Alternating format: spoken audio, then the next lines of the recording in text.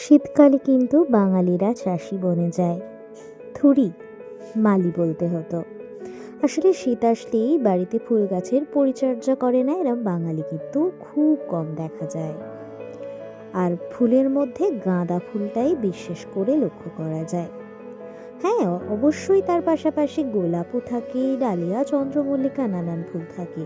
কিন্তু এই যে বিভিন্ন রঙের বিভিন্ন প্রজাতির গাঁদা বাঙালিদের ছাদ জুড়ে একদম আলো করে থাকে।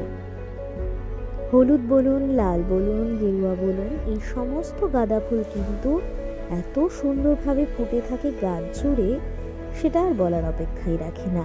বাড়ির ছাদে টবে হোক বা বাড়ির পাশে এক চিলতে উঠোনে এত সুন্দর করে নিজেদের পরিবেশন করে যে চোখ একদম ফেরানোই যায় না। আমার ছাদেও আমি শীতে এই ফুল গাছের পরিচর্যা করেছি।